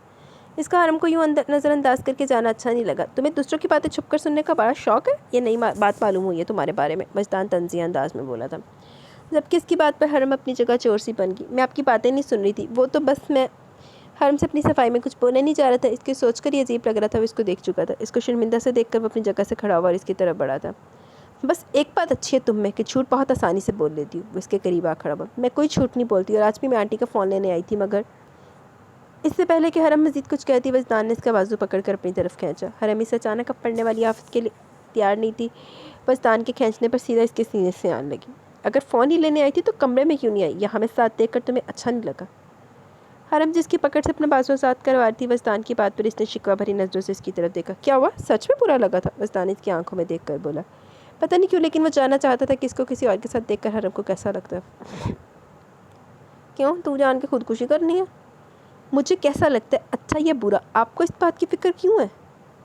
मुझे तो आप तो मुझे छोड़ देंगे ना, भेज देंगे वापस, तो फिर क्यों जानना है आपको? आप करें शादी आराम से। हरम अपनी बात कहकर फिर से इसकी पकड़ से अपना बाजू आज़ाद करवाने लगे, मगर इसको कोशिश करते देख वजदान ने इसका दूसरा बाजू भी थाम लिया। मतलब तुम्हें कोई फ़र्क नहीं पड़ेगा, मैं तुम्हें छोड़कर दूसरी शादी करूँगा? वजदान की पकड़ में सख्ती थी, मगर इसकी सख्त पकड़ से हरम को तकलीफ़ नहीं हो रही थी, क्योंकि तकलीफ़ तो वो इसको अपनी बातों से दे रहा था। जब ये रिश्ता बना ही था टूटने के लिए, तो इसके टूटने से ना तो आपको कोई फ़र्क पड़ेगा और ना मुझे। हरम ने अल्फाज किस तरह बोले ये बस इसका दिल ही जानता था। जबकि इसके जवाब पर वजदान को गुस्सा है, मगर वो सच ही तो कह रही थी। ये इसके खुद के अल्फाज थे, मगर अब इसको बुरे क्यों लग रहे थे? दौरा पै गया इश्क दा। ठीक कहा तुमने। जो रिश्ता बना ही है टूटने के लिए, इसका टूट जाना ही बेहतर होता है। इसने अपनी बात कहकर हरम को सोफे पर धक्का दिया और बगैर इसकी तरफ देखे वॉशरूम में घुस गया। इसके जाने के बाद हरम कितनी देर बैठी वॉशरूम के बंद दरवाजे को देखती रही थी। नहीं हाशिम, तुम्हें कोई गलत फहमी हुई है ज़रूर। प्लीज़ मेरी बात तो सुनो। जो कुछ भी तुमने देखा वो गलत, ऐसा कुछ भी नहीं है। परीक्षा रोते रोते इसको अपनी बात का यकीन दिलाना चाह रही थी, मगर वो था कि इसकी एक भी सुनने को तैयार न था। परीक्षा अगर मुझे कोई बोलता तो मैं इसकी बात का कभी यकीन ना करता कभी, मगर मैंने खुद इस शख्स को एक बार नहीं 3 बार आधी रात को तुम्हारे फ्लैट से निकलता हुआ देखा। कुछ जवाब है तो इसका तुम्हारे पास? इस वक्त हाशिम की आंखों में परीक्षा के लिए बेद पा रही थी। मैं तुम्हें यही तो समझाने की कोशिश कर रही हूँ, कभी कभी आंखों देखा सच नहीं होता। यहाँ तक कि मैं तो जानती तक नहीं कि कोई मेरे फ्लैट में आता है। प्लीज़ मेरा यकीन करो, मेरी मोहब्बत पर तो तुम्हें यकीन है ना? परीक्षा ने हाशिम का हाथ पकड़ना चाहा, मगर हाशिम ने बेदर्दी से इसका हाथ झटका था। बहुत एतबार था तुम पर, तुम्हारी मोहब्बत पर। यहाँ तक कि सब्दे ने मुझे कितनी बार तुम्हारे बारे में आगाह किया कि तुम सिर्फ मेरी प्रॉपर्टी से मोहब्बत करती हो, मगर नहीं, मैंने हर बार अपने भाई की बात छुटलाई थी क्योंकि मुझे अपनी परी पर खुद से भी ज़्यादा भरोसा था। मेरी परी कभी ऐसा नहीं कर सकती है, मगर नहीं, तुम भी और लड़कियों की तरह निकली, झूठी फरेबी। इसके अल्फाज नहीं थे, तीर थे जो परीक्षा की रूह तक को ज़ख्मी कर रहे थे। परीक्षा, तुमने मेरी मोहब्बत का कत्ल किया। हाशिम खान बहुत ही दुख से बोला। नहीं हाशिम, प्लीज़ ऐसा मत बोलो, मैं मर जाऊँगी। ये सब झूठ है, तुम्हारी आंखों का धोखा है। परीक्षा इसके कदमों में बैठ कर इसे इल्तिजा कर रही थी। ये इसकी मोहब्बत था, इसका इश्क इससे बर्दाश्त नहीं हो रहा था। वो इसके बारे में ऐसा सोच रहा है कि कुछ धोखा नहीं है। परी, सब कुछ साफ है, बल्कि धोखा तो मेरे साथ हुआ। तुमने मेरी मोहब्बत का कत्ल किया। जाओ तुम भी कत्ल हो जाके। मैं तुम्हें छोड़ तो रहा हूँ, लेकिन तुम्हें इस रिश्ते से आज़ाद नहीं करूँगा। जो तुम चाहती हो ना, वो कभी पूरा नहीं होगा, कभी नहीं। वो एक नज़र रोती हुई परी को देखकर तेजी से वहाँ से निकल गया, जबकि परीक्षा वहीं बैठी बैठी चीखती रही, इसको पुकारती रही, लेकिन वो नहीं पलटा था। चला गया था हमेशा के लिए इसको छोड़कर, बल्कि इसने तो वो शहर ही छोड़ दिया। परीक्षा की रोते रोते हालत ख़राब होती चली गई। इसके दोस्त जो इसके फ्लैट में इसके साथ रहती थी, इसने सादे को कॉल करके वहाँ बुलाया। अपनी बहन को ऐसी हालत देखकर सादे का दिल फट सा गया। वो इसको अपने साथ वापस ले घर ले आई, मगर परीक्षा तो जैसे खामोश होकर रह गई थी। वक्त गुजरने के साथ साथ सादे को परीक्षा के माँ बनने की खबर मिली। इनके तो जैसे पैरों के नीचे से किसी ने ज़मीन ही खींच ली थी। इनको हाशिम पर ही शक हुआ था। इन्होंने हाशिम खान को बहुत तलाश करने की कोशिश की, मगर वो इनको ना मिला। परीक्षा की हालत की वजह से वो कोई दूसरा कदम भी नहीं उठा सकती थी। लोगों की बातों से बचने के लिए इन्हें वो शहर भी छोड़ना पड़ा। वो सोचती थी कि इनकी बहन के साथ ज़्यादती की हाशिम खान ने, जबकि वो इनको इन दोनों के निकाह के बारे में इल्म नहीं था। समन की पैदाइश की बात तो वजह से बिल्कुल खामोशी होगी, मगर जब भी तबीयत ख़राब होती तो ऐसे शोर मचाती थी। वजदान बचपन से अपनी आनी को दर्द में तड़पता हुआ देखता रहा था, और बस जब से इसने अपनी आनी के कसूरवार से बदला लेने की सोची थी। वो अपना बदला तो ले रहा था, मगर कहीं ना कहीं इसके दिल में हरम की मासूमियत ने जगह बना ली थी। इसका दिमाग इस बात से इनकार करता था, मगर इसका दिल कुछ और ही कहता था। दिल और दिमाग की जंग में वो खुद को फंसता हुआ महसूस कर रहा था। साहब, आप ऐसे अंदर नहीं जा सकते, रुक जाएं। गार्ड हाशिम खान के पीछे पीछे चलता इसको अंदर जाने से रोक रहा था, मगर आज ना तो हाशिम खान ने तो ना रुकने की कसम खाई हुई थी। आज वो बस अपनी परी से मिलना चाहता था, इसको देखना चाहता था। अपनी परी से मिलकर इससे अपनी गलती की माफ़ी मांगनी थी। तेरे माफ़ी मंगना ओदी ज़िंदगी दी ओदी जवानी वापस आ सकती। उसकी ज़िंदगी के जो 20-25 साल गुजर गए हैं वो वापस आ सकते हैं। आया बड़ा माफ़ी मंगन वाला। इसकी परी चाहे जो सज़ा इसको दे दी, वो हंसी खुशी कबूल करने को तैयार था। सोमरे तू की जाकर ट्रक तले लम्बे पाइया। साहब रुक जाए, मेरी नौकरी का सवाल है। शाह साहब हमें नौकरी से निकाल देंगे। बेचारा गार्ड परेशानी से इसके पीछे पीछे बोलता जा रहा था। कौन है आप, ऐसे कैसे चले आ रहे मेरे घर में? सादे बेगम जो लॉन में टहल रही थी, हाशिम खान को अपने घर के अंदर घुसता देखकर इसके पास आई, जबकि इनका गार्ड भी हाशिम खान के पीछे था। मुझे मेरी परी से मिलना है, प्लीज़ बस एक बार मुझे मेरी परी से मिलवा दो। हाशिम खान एकदम से सादिया बेगम के सामने आ खड़ा हुआ। वो दोनों एक दूसरे से अनजान थे। ना सादिया बेगम ने कभी हाशिम खान को देखा था, ना हाशिम ने सादिया को। कौन हो तुम, और परी से क्यों मिलना चाहते हो? इसके मुंह से परी का नाम सुनकर एक पल के लिए तो हैरान रह गई। मैं हाशिम खान हूँ, परी का हाशिम। प्लीज़ मुझे बस एक बार मिलने दो इससे। इनकी बात पर सादिया बेगम बस इनको देखती रह गई थी। ये वो शख्स था जिसने इनकी बहन की ज़िंदगी बर्बाद की थी। इनकी आज जो हालत है इस शख्स की वजह से थी। तुम्हारी हिम्मत कैसे भी मेरे घर में कदम रखने की, और अब क्यों मिलना चाहते हो इनसे? ये आवाज़ वजदान की थी जो लॉन में अपनी माँ के पास आ रहा था, मगर अपनी माँ के सामने खड़े शख्स को देखकर इसकी गुस्से से रगे तन की। मुझे परीक्षा से बस माफ़ी मांगी है, बस एक बार मिलने दो मुझे, हाशिम खान के लहजे मिलते जाती, जबकि सादिया बेगम और वजदान इनको नफरत भरी नज़रों से देख रहे थे। आज तुम्हें इतने सालों बाद अपना किया हुआ गुनाह याद आई है, और ये भी कोई नई साजिश है तुम्हारी इनको तकलीफ़ देने की? वजदान के लहजे में इनके लिए सिर्फ नफरत थी। इसकी आवाज़ सुनकर समन भी बाहर आई थी। मैंने कोई गुनाह नहीं किया, परीक्षा मेरी बीवी है। बस हमारे दरमियान कुछ गलतफहमी हो गई थी, जिस वजह से मैंने इसको छोड़ दिया था। लेकिन अब मुझे अपनी गलती का एहसास हो गया, और मैं बस अपनी परी से माफ़ी मांगना चाहता हूँ। मुझे बस एक बार मिलने दो। हाशिम खान की बात पर इन तीनों के सर पर जैसे किसी ने बम सा फोड़ा था। आज तक वो लोग जो समझते आए थे ऐसा कुछ भी नहीं हुआ था इनकी परी के साथ। इतने सालों में तो तुम्हें कभी ख्याल नहीं आया अपनी बीवी का कि वो कैसी है, किस हाल में है? जबकि तुम तो ये भी नहीं जानते हो कि तो इस बीवी से तुम्हारी कोई बेटी भी है, और आज यूँ अचानक से तुम्हें अपनी बीवी का ख्याल आ गया। सादिया बेगम तंज़िया अंदाज में बोली, जबकि इनके मुंह से अपनी औलाद के बारे में सुनकर अपनी जगह जम से गए। मेरी बेटी? कहाँ है मेरी बेटी? मैं आप लोगों के आगे हाथ जोड़ता हूँ, मुझे बताओ कहाँ है दोनों? वो कैसा बदनसीब बाप था, इसकी नज़रों के सामने इसकी बेटी खड़ी हुई थी और वो इस बात से नावाकिफ़ था। मामू जान, वो तीनों बेबस बाप को देख रहे थे जब हरम दौड़ती भी वहाँ आई। हरम की आवाज़ पर इन तीनों ने एक साथ मुड़कर देखा। हरम, मेरी बेटी। हरम को देखकर इनकी आंखें नम हुई। तुम अपने कमरे में जाओ। हरम जो इनके पास जा रही थी, वजदान ने सख्ती से इसका बाजू पकड़कर इसको रोका। प्लीज़ मुझे मेरे मामू जान से मिलने दो, प्लीज़ बस एक बार। इसने वजदान की तरफ देखा, मगर तो इसकी तरफ देख ही नहीं रहा था। तुमने सुना नहीं मैंने क्या कहा? इसको फिर से आगे बढ़ता देखो, सख्त लहजे में बोला। मगर जब हरम फिर भी ना मानी तो इसको खींचता हुआ अंदर लाया था। सादिया बेगम को वजदान की हरकत बिल्कुल अच्छी नहीं लगी। हाशिम खान बेबसी से खड़ा इसको जाता देख रहा था। वजदान इसको ज़बरदस्ती अपने साथ खींचता हुआ कमरे में ज़ोर से इसको ज़मीन पर पटका और बगैर इसकी तरफ देखे तेज़ी से कमरे से निकला था। इसके जाने के बाद हरम को कुछ खबर नहीं हुई कि बाहर क्या हुआ। वजदान ने इसके मामा से क्या कहा, वो बस वहीं बेड पर बैठी रोती रही थी।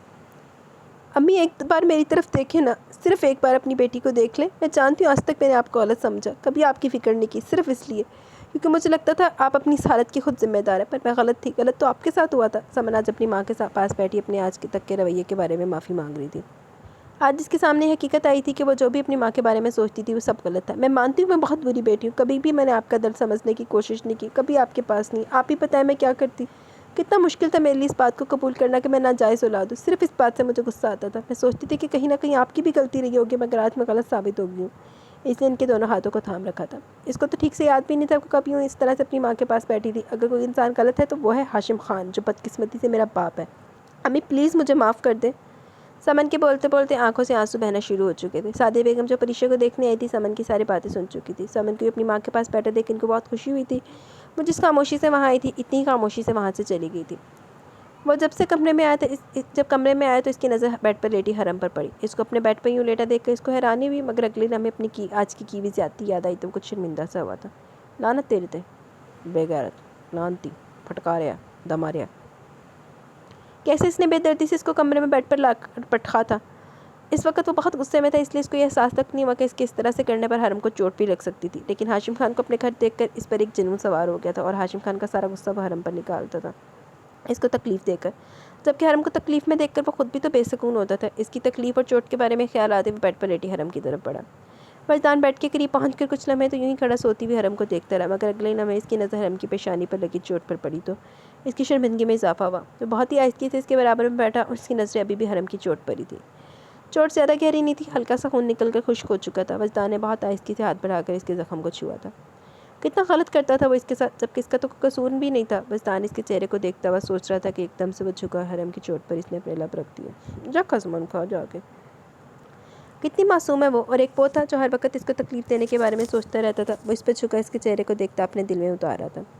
हरम जो गहरी नींद में थी, इसके लमस की शिद्दत और इसकी गर्म सांसों की तपश से इसने हल्का सा कसमसा कर अपनी आंखें खोल ली थी। गहरी नींद से उठने की वजह से पहले तो इसकी कुछ समझ में नहीं आया, मगर वजदान को अपने ऊपर झुका देखकर इसकी नींद एकदम से उड़ी थी। इसने हड़बड़ाकर अपनी जगह से उठना चाहा, मगर इसका इरादा भांप कर वजदान ने इसके गिर्द गिर्द अपने हाथ रखकर इसकी कोशिश को नाकाम करके इस पर मजीद झुका था।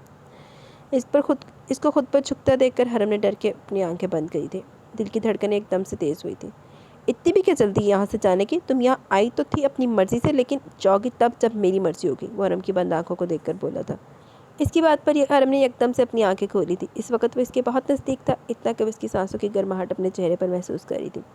हर बार आपकी मर्ज़ी नहीं चलेगी, हटे, मुझे जाने दे। हरम अपनी तेज़ होती धड़कनों को संभालती पर मुश्किल बोल पाई थी। इसको वजदान की शाम वाली हरकत याद आई, कितनी बेदर्दी से इसने धक्का दिया था इसको, यहाँ तक कि इसके मामू से भी मिलने नहीं दिया। जब वो न हटा तो हरम ने इसके सीने पर दोनों हाथ रखकर इसको खुद से दूर करना चाहा, मगर वजदान ने इसकी दोनों हाथों को अपनी कैद में कर लिया। इसकी इस हरकत पर हरम का हलक तक खुश्क हुआ था। शायद तुम भूल रही हो, ये घर, ये कमरा और ये बेड सिर्फ सब मेरा है, और तुम भी इस वक्त मेरे निकाह में हो। खरीद ले आना तो ओनू, जिसका मतलब है मैं तुम पर भी अपनी मर्ज़ी चला सकता हूँ। अब्बा लागना तो होगा, सारे हक है मुझे तुम पर। वो अपनी बातों से इसको बहुत कुछ समझाना चाह रहा था। आज हरम को इसकी आंखों में एक अलग ही रंग नजर आता। प्लीज़ जाने दो, हरम इससे नज़र चुराती हुई बोली थी। इसको लग रहा था अगर वो इसी तरह इसको देखती रही तो खुद को भी भूल जाएगी। इसके इस तरह से नज़र पर फेर लेने से वजदान ने इस पर झुककर बाकी का फासला भी ख़त्म किया था। घबराओ मत, मैं अभी कुछ नहीं कर रहा हूँ, लेकिन जिस दिन मैंने अपनी मर्ज़ी चलाई ना तो तुम भी मुझे नहीं रोक पाओगी। वो झुका इसके कान में सरगोशी के अंदाज में बोला था। बोलते हुए इसके लब हरम के कान की लो को छू के इसके होंठों का लमस अपने कान की लो पर महसूस करके हरम की जैसे जान ही निकल गई। इसने सख्ती से अपनी आंखें बंद की थी। थोड़ी देर बाद इसको अपनी पेशानी पर इसका लमस महसूस हुआ। इसने आंखें खोलकर देखा तो वजदान इसकी पेशानी पर लगी चोट पर क्रीम लगाकर उठा था। वो अपनी जगह लेटी बेयकीनी से इसकी पुश्त को देखती रही थी। क्या था ये शख्स? खुद ही जख्म देता, खुद ही मरहम भी लगाता था। लानती सी, बेगैरत सी। वैसे उस लेवल का बगैरत नहीं है, ऐसे तो वड्डे बगैरत असी पढ़ चुके हुए हैं, लेकिन अभी बगैरत ही है। कभी कभी इंसान ज़िंदगी में ऐसी गलतियाँ कर देता है कि चाहने के बावजूद भी अपनी की गई गलतियों को ठीक नहीं कर सकता, चाहे इस इंसान से वो गलती अंजाम में क्यों ना हुई हो। कुछ यही हाल हाशिम खान का भी था। इन्होंने अपने भाई की बातों में आकर इस इंसान पर शक किया जिस पर वो खुद से भी ज़्यादा भरोसा करते थे, जो इनका इश्क थी, इनकी मोहब्बत। लेकिन इनकी सिर्फ एक गलती से इनको अपनी मोहब्बत से दूर कर दिया। इनकी एक गलती, इनके शक की वजह से सिर्फ एक नहीं दो ज़िंदगियाँ बर्बाद हुई थी। इनका ये पछतावा किसी भी लम्हे इनको सुकून नहीं लेने दे रहा था। इनकी कोई औलाद भी थी और आज तक इस बात से अनजान रहे थे। ये बात इनको सबसे ज़्यादा तकलीफ़ पहुंचा रही थी और अपनी इस हालत के ज़िम्मेदार वो खुद ही तो थे। ना तो अपने भाई की बातों में आते और ना इनकी ज़िंदगी में इतना बड़ा तूफान आता। अब सिर्फ पछताने के अलावा क्या कर सकते थे? कितनी कोशिश की थी इन्होंने आज अपनी परी से मिलने की, मगर हर कोई इनको इनकी परी से दूर करने में लगा हुआ था। बंदे ने जिद्द कर तू तो फिर उदा दे फल मिलता। इस वक्त वो खुद को बहुत बेबस महसूस कर रहे थे। भाई आप कहाँ रह गए थे? जानते मैं कितना परेशान रहा हूँ आपके लिए। ना आपका फ़ोन लग रहा था। ओह, आ गया भाई का कुछ लगता। और आज तो आप ऑफिस में भी नहीं गए। वो रात के वक्त जैसे घर में दाखिल हुए तो सब जो परेशानी में इनका इंतज़ार कर रहा था हाशिम खान को घर आते देखकर इनकी तरफ बढ़े थे। आज इनके लहजे में अपने भाई के लिए फिक्रमंदी थी। सफ्दर खान की आवाज़ पर हाशिम खान बस एक नज़र इनकी तरफ देखकर अपने कमरे की तरफ बढ़े। इस दिन के बाद इन्होंने सबसे मुकम्मल तौर पर बात बंद कर रखी थी। सफ्दर ने बहुत बार अपने भाई से माफ़ी मांगने की कोशिश की, मगर इनके जवाब में सिर्फ खामोशी होती थी। आखिर वो कैसे इतनी जल्दी माफ़ कर देते इन्हें? इतनी बड़ी साजिश की थी इनके भाई ने इनके खिलाफ, इनकी परी के खिलाफ। भाई मैं जानता हूँ आप मुझसे नफरत करने लगे, मेरी किसी भी बात का आप पर कोई असर नहीं होगा, लेकिन मेरा यकीन करें भाई, मैं बहुत शर्मिंदा हूँ। मैंने बहुत गलत किया। दौलत की खातिर मैं अपनी बहन की बेटी के बारे में गलत सोच रहा था, आपके साथ गलत किया। मैं बहुत शर्मिंदा हूँ अपनी गलतियों के लिए, मुझे माफ़ कर दे भाई। वो अपने भाई की तरफ देखकर बहुत ही दुख से बोले। इनके लहजे ही नहीं, इनकी आंखों में भी शर्मिंदगी थी। तुमने मेरे साथ गलत नहीं किया सफदर, तुमने तो मेरी ज़िंदगी बर्बाद की है सिर्फ इस प्रॉपर्टी की वजह से। हाशिम खान की आवाज़ के साथ साथ इनकी आंखें भी नम हुई, जिसे देखकर सफदर खान का सर मजीद झुक गया। बल्कि तुमने मेरे साथ 2 और लोगों की ज़िंदगी बर्बाद की है। हाशिम खान की बात पर सफदर ने अपना सर उठाया। तुमने मेरी और परीक्षा के साथ साथ हमारी बेटी की भी ज़िंदगी बर्बाद की है। मुझसे इसका बचपन छीन लिया तुमने। हाशिम खान ने जैसे इनके सर पर बम फोड़ा था। क्या हुआ, हैरान हो गए ना ये सुनकर? मुझे देखो कितना बदनसीब बाप हूँ, जिसे अभी कुछ घंटों पहले मालूम हुआ कि मेरी कोई औलाद भी है। इस वक्त मुझ पर क्या गुजरी होगी तुम कभी समझ नहीं सकोगे। हाशिम खान खामोश खड़े अपने भाई की तरफ देख रहे थे, जिसके पास अब अल्फाज ही नहीं बचे थे इनसे कुछ कहने के लिए। माफ़ी चाहिए ना तुम्हें मेरी? तो जाओ, मुझे मेरी बेटी का बचपन लौटा दो, मुझे मेरी बेटी मेरी बीवी को लौटा दो, तब मुझे लगेगा तुम सच में शर्मिंदा हो। हाशिम खान अपनी बात कहकर वहाँ रुके नहीं थे, अब कुछ बचा ही नहीं था कहने के लिए, जबकि सफदर खान वहीं खड़ा अपने भाई को दूर जाता हुआ देख रहा था। बेटा दानी, तुमने आगे के बारे में क्या सोचा? कब तक यूँ ही चलता रहेगा? सादी बेगम चाय पीते वजदान से मुखातिब हुई थी। क्या मतलब अम्मी, किस बारे में सोचने की बात कर रही हैं आप? वजदान ने अपने चाय का कप एक तरफ रखकर नासमझी से इनकी तरफ देखा। मैं हरम की बात कर रही हूँ। तुमने इसे बदला देने के लिए शादी की थी ना, और अब जब सब कुछ सामने आ चुका है, जैसा हम सोचते थे ऐसा कुछ नहीं है, तो अब सादी बेगम नरमी से इसको अपनी बात समझा रही थी। इनकी बात सुनकर वह कुछ पल तो इनको खामोशी से देखता रहा। ठीक ही तो कह रही थी वो, इसने तो हरम के बारे में तो कुछ सोचा ही नहीं था। क्या वो वाकई में इसको छोड़ देगा? एक किसी सवाल के जवाब नहीं था इसके पास। अम्मी, हाशिम खान ने बुरा किया इन्हीं के साथ, इनकी हालत नहीं देखी आपने? अब हाशिम खान का यही सज़ा है, वो अपनी दोनों बेटियों के लिए तड़पता रहेगा, सारी ज़िंदगी वो माफ़ी मांगता भी रहे, मगर इसको कभी माफ़ी नहीं मिलेगी। इसने एक नज़र अपनी माँ को देखकर फिर से अपना कप उठाया था। मगर बेटा एक बात, हमें इसकी बात सुन लेनी चाहिए, क्या पता पहले की तरह हम गलती साबित हो, क्या पता वो सच कह रहा हो। और दूसरी बात, इन सब में हरम का क्या कसूर है? कब तक तुम यूँ इसको एक से अपनों से दूर रखोगे? सादा बेगम हाशिम खान के हक़ में बोल रही थी, और अब तक हाशिम खान के चेहरे पर जो दर्द था, वो जो उदासी थी, वो भूल नहीं पाई थी। और कुछ हरम की बातों का असर था। इसने सादी बेगम को समझाने की बहुत कोशिश की थी, और कुछ कुछ इसकी बात से कायल भी हो गई थी। अम्मी, मैंने कह दिया ना कि मैं इस शख्स के बारे में एक लफ्ज़ भी सुनना नहीं चाहता हूँ। और रही बात हरम की, तो देखें खाला अम्मी, आज हमारे साथ कौन नाश्ता करने है? इससे पहले कि वो मजीद कुछ बोलता, समन परीक्षा को अपने साथ डाइनिंग टेबल पर लेकर आई थी। परीक्षा की यूँ इस तरह से अपने रूम से बाहर देखकर वजदान और सादिया खुशी से अपनी जगह से खड़े हुए। आज तो तुमने बहुत बड़ा काम किया, मानना पड़ेगा तुम्हें। वजदान परीक्षा को कुर्सी पर बिठाता समन की तरफ देखकर बोला, तो इसकी बात पर सादिया बेगम भी मुस्कुरा दी। वो तीनों परीक्षा को नाश्ता करवा रहे थे, जबकि कभी वजदान कुछ खिला रहा था तो कभी समन। वो दोनों हंसते मुस्कुराते एक दूसरे की तरफ देख रहे थे। जहाँ वो दोनों खुश नजर आ रहे थे, वहीं इन दोनों को इस तरह से देखकर दरवाजे में खड़ी हरम उदास हुई थी। कितना खुश रहता वो समन के साथ, और एक वो थी जिसको देखकर हमेशा से इसके माथे पर बल पड़ते रहते थे। क्या वो इतनी नापसंद थी इसको? क्या इसके लिए इस रिश्ते की भी कोई अहमियत नहीं थी जो इन दोनों के बीच था? हरम की आंखें ये सोचते नम हुई, एक दर्द सा सीने में उठा था। बेटा हरम, वहाँ क्यों खड़ी हो, यहाँ हो ना। सादी बेगम की नज़र जब दरवाजे में खड़ी हरम पर पड़ी तो उन्होंने इसको अपने पास बुलाया था। हरम का नाम सुनकर समन के साथ साथ वजदान के होंठों से मुस्कुराहट एकदम से गायब हुई। ये मंजर हरम की आंखों से पोशीदा न रह सका। वो अपने आंसू ज़ब्त करती ना चाहते हुए भी सादी बेगम की तरफ बढ़ी। इनके इशारे पर इनके साथ वाली चेयर पर आ बैठी। इसके बैठने के बाद अब डाइनिंग टेबल पर मुकम्मल खामोशी थी। वजदान और समन तो इसको ऐसे नज़रअंदाज किए बैठे थे जैसे वो यहाँ मौजूद ही ना हो, जबकि सादी बेगम कुछ न कुछ इसको खाने को दे रही थी। हरम से जब मज़ीद बर्दाश्त ना हुआ तो वो उठी थी। अगर वो वहाँ और बैठी थी तो अपने आंसू पर ज़ब्त नहीं कर सकती थी, मगर वो इस बात से अनजान थी कि वजदान की आंखों ने दूर तक इसका पीछा किया था। लानती अन्ना। अपनी आनी को इनके रूम में ले जाने के बाद वो जब कमरे में दाखिल हुआ तो हरम इसको कहीं नज़र नहीं आई। इसके डाइनिंग टेबल से जाने के बाद वजदान का वहाँ बैठने को बिल्कुल दिल नहीं कर रहा था। कुछ देर बाद वो आनी को इनके कमरे में लेकर गया तो हरम वहाँ भी नहीं थी।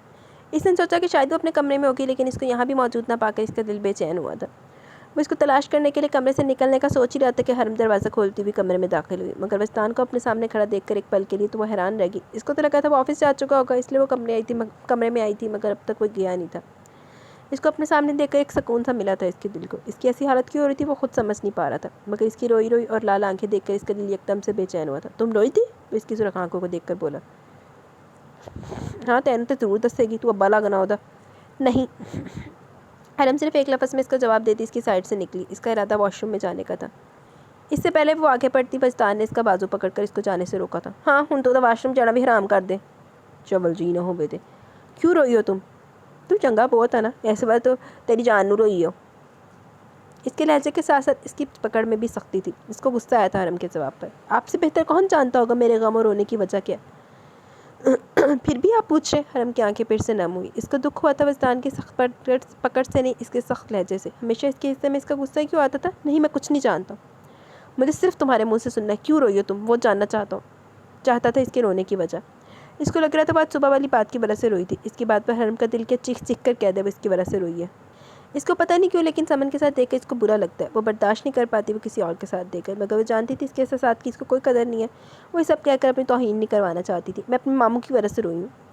एक बार आप मौका तो दो इनको अपनी सफाई में कुछ कहने का। वो किसी के साथ गलत नहीं कर सकते, ज़रूर कोई वजह रही होगी। हरम इसकी आंखों में देखकर बोली थी, जबकि इसका जवाब सुनकर वजदान को अच्छा नहीं लगा। वो कुछ और सुनना चाहता था, इसलिए वो जो इस वक्त इसकी आंखों में देख रहा था वो इसकी ज़ुबान पर नहीं था।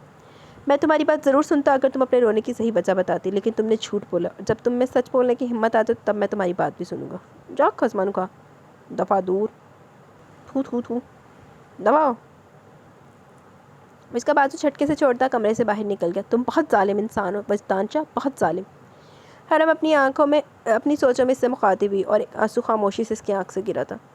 हाले वजदान शाह नू कह रही, हाले ने जामन बगैरत ते और सिकंदर बगैरत नहीं देखिया। वजदान ने तो तेन एक चंडा मारिया, उन्हें तो हर किस्त चंडा मारिया। क्या बात है समन, मैं देख रहा हूँ तुम आजकल बहुत खामोश रहने लगी हो। अब ना तुम मुझसे बहस करती हो ना किसी बात की इज्जत करती हो। खैरियत तो है? वजदान अपने सामने कब से खामोश बैठी समन को देखकर बोला था। वो पिछले 1 घंटे से नोट कर रहा था, वो जब से आई थी यूं ही बैठी थी। और ये नई बात थी क्योंकि समन खामोश बैठने वालों में से नहीं थी। कुछ नहीं, बस ऐसे। और तुम तो जानती हो ना कि पिछले कुछ दिनों में कितना कुछ हो गया। समझ नहीं आता क्या सही है और क्या गलत। वो कुछ उलझी सी लगी इसको। इसका कभी कभी तो दिल करता कि अपने बाप को माफ़ कर दे, मगर अपनी माँ की हालत देखकर अपना इरादा बदल लेती थी। समन की तरह वजदान का भी हाल इससे कुछ मुख्तलिफ ना था। इसकी सोचों में बस हरम थी, इसने क्या सोचा था और क्या होता चाहा था इसके साथ। और समन, वो समन से भी तो वादा कर चुका था। चलो छोड़ो ये सब, आज हम दोनों कहीं बाहर डिनर के लिए चलते हैं। काफ़ी वक्त हो गया हम कहीं नहीं गए। समन की आवाज़ पर अपनी सोचों से बाहर है। हमारा मूड भी अच्छा हो जाएगा। क्यों, ठीक कह रही हो ना? वो मुस्कुराकर बोली। इसने भी ना चाहते हुए हाँ में गर्दन हिलाई। अगर कोई और वक्त होता तो मना कर देता, मगर फिलहाल वो खुद भी अपनी सोचों से पीछा छुड़ाना चाहता था, इसलिए उठ खड़ा हुआ। आज डिनर मेरी पसंद का होगा, समन इसके साथ चलती हुई बोली। इसकी बात पर वजदान मुस्कुराया, मगर सामने खड़े शख्स को देखकर इसकी मुस्कुराहट एकदम से गायब हुई। तुम यहाँ क्यों आए हो? सफदर खान को अपनी कंपनी के बाहर खड़ा देखकर इसके माथे पर बल पड़े। इसकी बात पर समन ने इस शख्स की तरफ देखा। इसके लिए वो शख्स बिल्कुल अजनबी था। मैं जानता हूँ तुम्हें मेरा आना बिल्कुल पसंद नहीं, मगर बस एक बार मेरी बात सुन लो। सफदर खान इसकी तरफ बढ़ा। मैं तुम्हारी और न तुम्हारे भाई की कोई बात भी सुनना नहीं चाहता। बेहतर है तुम यहाँ से चले जाओ। वो समन को लिए कार की तरफ बढ़ा। रुक जाओ, बस एक बार सुन लो। मुझे मेरे भाई ने यहाँ नहीं भेजा, मैं यहाँ अपना गुनाह कबूल करने आया। सफदर खान इन दोनों के पीछे चलते हुए बोला। इसकी बात से समन इतना तो समझ के कि ये शख्स इसके बाप का भाई था।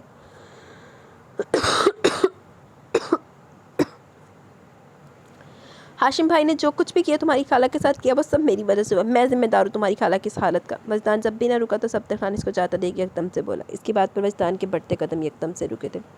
सफदर खान समझ के कि अगर इसको अपने भाई की माफ़ी चाहिए तो इसको अपनी भाई की ज़िंदगी में सब कुछ ठीक करना होगा। इनकी सारी खुशियाँ, इनकी बीवी और बेटी को वापस इनकी ज़िंदगी में लाना होगा। हाँ, मैं गुनाहगार हूँ। हाशिम भाई के दिल में गलत फहमी डालने वाला मैं हूँ। वो तो बेकसूर है। निकला तो भी करना था कच्चा देखा ना अन्ना, जो देखे और यकीन कर लिया।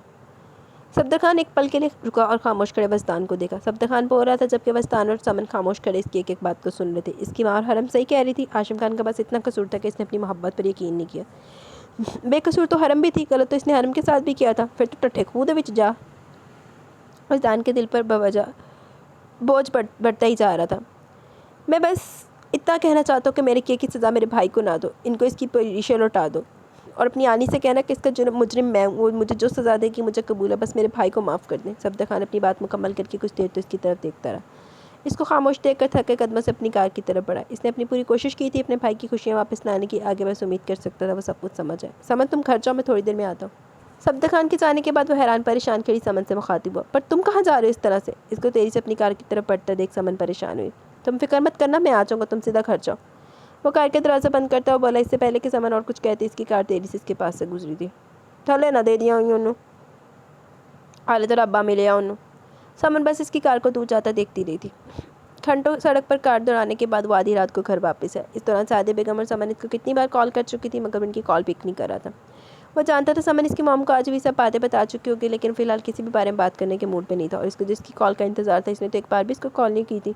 हाँ, तू बड़े उन फुल्लां दी हाल फुल्लां वगैरह रखिया है, तेनों कॉल करके पूछे कि तू आया कि तेरा कितने राह एक्सीडेंट हो गया लान दी। और वो करती भी क्यों? इसने इस बात का इसको हक ही कब दिया था? मैं भी अपने अल्फाज यही कहना चाह रही थी।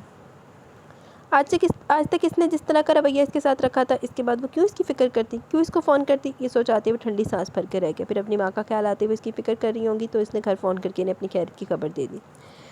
वो थके कदमों से अपने कमरे की तरफ बढ़ा था। कमरे में दाखिल होते सबसे पहली नज़र इसकी सोफ़े पर लेटी हरम पर पड़ी थी। वो इस छोटे से सोफ़े पर कितने सुकून से लेटी सो रही थी। सोते वक्त भी इसके चेहरे पर एक सुकून था। शायद जिनके दिलों पर कोई बोझ नहीं होता वो लोग यूँ ही आराम और सुकून की नींद सोते हैं। वो आहिस्ता से कदम उठाता इसके पास आया और कितनी देर खड़ा इसको सोता हुआ देखता रहा था। कुछ सोचकर झुका और बहुत ही आहिस्ती से इसको अपने बाजू में उठाया था। चौबल जी न हुए थे। वो पहले दिन से हरम को यहाँ लेटने से मना करना चाहता था, मगर हर बार इसकी अना बीच में आ जाती। इसने बहुत आहिस्ती से इसको बेड पर लेटाया तो हरम हल्का सा कसमसाई, मगर नींद से बेदार नहीं हुई। इसको लेटाने के बाद वो खुद भी इसके पास आ लेटा और बहुत ही नरमी से इसका सर अपने सीने पर रखा था। इस वक्त वो कुछ भी नहीं सोचना चाहता था, ना ये सोचना चाहता था कि सब सच्चाई मालूम करने के बाद आगे क्या करना है या क्या होने वाला है। इसको बस इस वक्त हरम को अपने पास महसूस करना था, सिर्फ इसको सोचना चाहता था। हरम के बालों में हाथ फेरते हुए एक सुकून सा महसूस कर रहा था और कुछ देर बाद वो खुद भी नींद की वादियों में उतर गया था। सुबह जब इसकी आंख खुली तो सबसे पहले इसकी नज़र अपने करीब सोई हरम पर पड़ी थी। वो इसकी तरफ करबट लिए लेटी हुई थी, जबकि इसका एक हाथ वजदान के सीने पर रखा हुआ था। इसको यूँ आराम से सोता देखकर वजदान के होंठों पर एक खूबसूरत सी मुस्कुराहट आ रुकी। वो मुस्कुराते हुए मज़ीद इसके इतने करीब हुआ कि हरम की सांसें इसकी सांसों से टकरा रही थी। इसकी सांसों की खुशबू से एक हलचल सी हुई थी इसके दिल में। एक लम्हे के लिए तो इसका दिल क्या वो हरम की सांसों की खुशबू को खुद में उतार ले, लेकिन अपने दिल की इस ख्वाहिश पर बंद बांधता बस खामोशी से लेटा एकटक इसके चेहरे को देख रहा था। कुछ आवारा लेटे इसके चेहरे को छू रही थी। वजदान ने हाथ बढ़ाकर बहुत ही नरमी से इनको इसके चेहरे से हटाया था। इसने जैसे ही बस हरम के चेहरे को छुआ तो वो हल्का सा कसमसाई थी। इसको उठता देख वजदान ने फ़ौरन से अपनी आंखें बंद की थी। इसके छूने पर वह हरम नींद से बेदार हुई थी, मगर इसने जैसे अपनी आंखें खोली तो अपने बेहद करीब लेटे वजदान को देखकर इसकी आंखें एकदम से पूरी खुली थी। मगर वो भी सोच रही होगी, हाय अल्लाह, सोती तो सही थी सी, अजय ने कितों आ गया मेरे को राती। इसने एकदम से उठना चाहा, मगर वजदान का हाथ इसकी कमर पर रखा हुआ था, जिस वजह से वो उठ नहीं पाई। अपने बेड पर मौजूदगी से बहुत हैरान थी। यहाँ तक इसको याद था वो कल रात सोफे पर लेटी हुई थी, तो क्या वजदान इसको यहाँ लेकर आया था? ये ख्याल आते ही जैसे जिस्म का सारा खून इसके चेहरे पर आ गया था। शर्म और घबराहट से पल के एकदम से झुकी थी। अब मंजर बदल चुका था। पहले वो इसको सोता हुआ देख रहा था, अब वो इसके चेहरे को देखती हुई कहीं खो सी गई। इसका मतलब इसकी फ़िक्र करता है। अगर मेरी इतनी फ़िक्र करते हैं, अगर इतना ख्याल है मेरा, तो कल फ़ोन करके क्यों खबर नहीं थी कि घर देर से आऊँगा? कितना परेशान रही थी वो कल रात इसके लिए। जब कल वो सब सच जान गया था तो क्यों नहीं आया इसके पास माफ़ी मांगने के लिए? कैसे एहसास नहीं हुआ था अपनी गलती का? हर इस ज्यादती का जो वो हर लम्हे इसके साथ करता आया था, वो अपने दिल में इससे बदगुमान हुई। इसने झटके से इसका हाथ अपनी कमर से हटाकर उठना जाए, इससे पहले वो बेड से नीचे उतरती, वजदान ने इसका बाजू पकड़कर फिर से इसको अपने करीब लिटाया था। इसको जागता हुआ देखकर हरम चटपटाई। इसको लगा वो सो रहा है, मगर वो गलत थी। तुम हमेशा मुझसे दूर क्यों भागती रहती हो? औरतों ने जफियाँ भावे। वो उसको पूरी तरह से अपनी कैद में ले चुका था। इसके इतने करीब देखकर हरम की धड़कनें एकदम से तेज़ हुई थी। जो इंसान हमेशा आपकी तकलीफ़ की वजह बने, इससे दूर ही रहना चाहिए। हरम अपनी हालत पर काबू पाती हुई बोली, मैंने कब तकलीफ़ दी तुम्हें? मैं तेरे चंड मार के दसा तेन तकलीफ़ तो करो देती हूँ। वजदान की नज़रें इसके चेहरे का तवाफ़ कर रही थी। इसकी बात पर हरम ने शिकवा भरी नज़रों से इसकी तरफ देखा, मगर इसकी नज़रों में तपश महसूस करके हरम का हलक तक खुश्क हुआ था। बताओ मुझे कब तकलीफ़ थी? इसको खामोश देखकर फिर से बोला, ये बात भी आप मुझसे बेहतर जानते हैं। हरम ने इसको जवाब देकर अपनी पूरी ताकत लगाकर इसको खुद से दूर किया और तेजी से बेड से खड़ी हुई थी। इतना जालिम था ये शख्स, इसको तकलीफ़ देकर इसी से अपने जुल्म का इससे पूछ रहा था। पर मुझे तो तुम्हारे मुँह से सुनना। क्यों, तेरे मुँह जो कीड़े पै गए? इसको वॉशरूम की तरफ बढ़ता देख इसने फिर से इसको मुखातिब किया, मगर हरम ने इस बार कोई जवाब नहीं दिया, बल्कि बहुत ही ज़ोर से वॉशरूम का दरवाज़ा बंद किया था। इसकी इस हरकत पर ना चाहते हुए भी इसके होंठों पर मुस्कुराहट आई थी। जी तो गाइज़, यहाँ पे हमारी सेकेंड एपिसोड अपने अख्ताम को पहुँची। कैसी लगी आपको एपिसोड? अपनी राय का ज़रूर इज़हार कीजिएगा। अभी कमेंट सेशन की तरफ चलते हैं, वीडियो एंड करेंगे। टीआर व्लॉग ज़बरदस्त एपिसोड। टीआर व्लॉग मेरे बेटे का है, यानी कि तहादील का, और मैं अस्मा दिल हूँ। मुझे तो पता ही नहीं चलता है वो कब सब चेंज कर देंगे हैं। वाकई आप कभी किधर से आई होती हैं, कभी किधर से आई होती हैं, आप मुझे घुमा देती हैं। Arisha novels very nice, cute है, स्वीट। अरसलान को टाइम लेकर आ गई तू। अरसलान वाला हूँ सुनिया हो तेने वही क्या सी। ये वाला नावल मुझे अच्छा लगता है। आहो टाइम से रख कर आ गई सी, नहीं उन्हें सुनिया मेरे को बोतियाँ। अनीस बानो, नाइस एपिसोड वाकई, थैंक यू। अब ये भी अक्सर होती है मेरे कमेंट्स पे।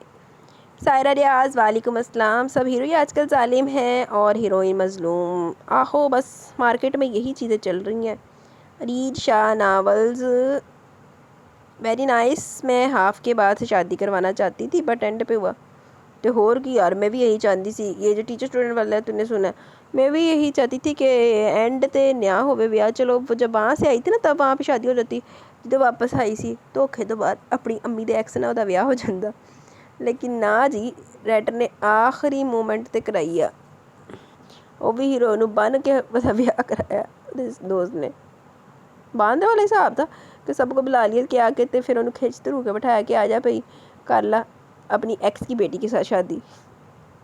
जुल्फिशा खान बहुत बहुत मस्त है, आगे देखो होता है क्या। ओ यार लास्ट एपिसोड पे कमेंट कर रही हो आप, सुन आधा पढ़ा है अभी आपका, अब तो जो होना था हो गया, नावल तो मुक गया। जुल्फिशा खान ज़बरदस्त, थैंक यू। जुल्फिशा खान किसी में हीरो को भी मजलूम रखा करे यार, हीरो बड़ा पप्पू बच्चा बन जाएगा, फिर पप्पू वगैरह हीरो नहीं बड़े जाते अपने को।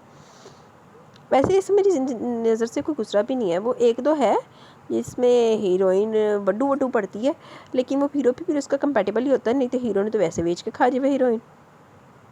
ऐसा हीरो नावल ही मैंने कभी पढ़ा कि जिहदे विच हीरोइन तराख मारे हीरो नूं ते हीरो चुपचाप झंडा खा के एंड ते हीरोइन माफ़ी मंगे तो इन्हूं माफ़ी भी मिल जाए। मीर खान ज़बरदस्त एपिसोड, थैंक यू। खुशी नावल्स शैलो वालेकुम अस्सलाम, nice episode, good moral message for people, thank you. Malik Saba after so long time आपका सो लॉन्ग कमेंट पढ़ने को मिला है, वेलकम बैक। वालेकुम अस्सलाम, नावल काफ़ी इंटरेस्टिंग है, पहली अभी मज़े की थी। बेचारी हरम, इसकी मामी मुझे ज़रा पसंद नहीं आई, कैसे ड्रेस देगी बेचारी को, और हरम इसे मजबूरी में पहनना पड़ा वो ड्रेस। ये वलीद मुझे ज़रा पसंद नहीं है, कैसा अजीब इंसान था वो। हरम ने अच्छा किया जो नहीं मिली इसके दोस्तों से, वो भी इसके जैसे ही होने थे, लफंगे। सही बात है। वजदान और हरम की टक्कर, वजदान को वैसे बेचारी हरम से वो सब नहीं कहना चाहिए था, फिर हरम ने भी गुस्से में उसको थप्पड़ मार दिया। एक तो चंगा काम किया। ओ याद आया, हरम ने भी चपेट मारी हुई, तो मतलब वो कंपनसेट हो सकती जी वजदान ने चैंड मारी है। सही मतलब कल मैं अपनी लानतों को ज़रा हल्की आंच पे रख लूँगी, क्योंकि हरम ने भी तो चंड मारी हुई है वजदान नू, वो तो मैं भुल गई सी। फिर इस वजदान का गुस्सा बहुत अच्छा हुआ, इसे फ़ोन आया और इसकी सेक्रेटरी से बुलाने आ गई, वरना इसकी आनी ये साथ तो बहुत बुरा हुआ। और ये समझ मुझे पसंद नहीं आई, वजदान से कैसे बातें कर रही थी और अपनी माँ के बारे में क्या बोल रही थी। वजदान हरम के कमरे में पहुंच कर बेचारी हरम की इसकी हालत देखने वाली थी इस वक्त, और ऊपर से वजदान की बातें। हरम की शादी के एंड टाइम पर पहुंच के वहाँ क्या बोला, हरम इसकी बीवी है। ये हरम को अपने मामू पर कुछ ज़्यादा ही यकीन था। अच्छा वो बेचारी हरम की शादी इस वलीद के साथ नहीं हुई, लेकिन खैर काम तो वजदान भी नहीं है, तो और की बगैर तीची टक्कर थे यार, पता नहीं आगे बेचारी के साथ क्या करेगा वो। बाकी पहला पार्ट बहुत इंटरेस्टिंग था। अल्लाह ताला आपको हमेशा खुश रखें, आमीन सुम आमीन। बहुत शुक्रिया, जज़ाकल्लाह। एहराम यार शहज़ादी हो आप, मज़ा आता है आपके मुंह से सुनने में, पहली आपकी आवाज़ है जो मज़ा देती है, हंस हंस के बुरा हाल हो जाता है आपके कमेंट सुन के। Thank you very much, I am honoured, आपको पसंद आई। Taqdees Tauqeer, I enjoy your commentary, thank you very much. Abdullah M, वालेकुम अस्सलाम, अल्हम्दुलिल्लाह मैं ठीक हूँ, आप कैसी हैं। आप बहुत देर बाद आई हैं, बहुत देर बाद आपको नज़र आई हैं। और कैसी गुजरी आपकी ईद। मेरी ईद अल्हम्दुलिल्लाह अच्छी गुजर गई, बिज़ी गुजरी, अच्छी गुजर गई, मेहमानों में। नावल ज़बरदस्त है, थैंक यू। नींद भी आ गई, हालांकि अभी थोड़ी देर पहले सो के उठी थी। यहाँ पे हमारी जो सेकंड एपिसोड है वो अपने इख्तिताम को पहुँची, कमेंट सेशन भी इख्तिताम को पहुँचे। आपको कैसी लगी आज की एपिसोड, अपनी राय का ज़रूर इज़हार कीजिएगा। इंशाल्लाह जल्द मिलेंगे न्यू नावल के साथ, न्यू एपिसोड के साथ, सॉरी। तब तक के लिए अपना बहुत सारा ख्याल रखें, दुआओं में याद रखें। मुझे इजाज़त दें, अल्लाह हाफ़िज़ जी।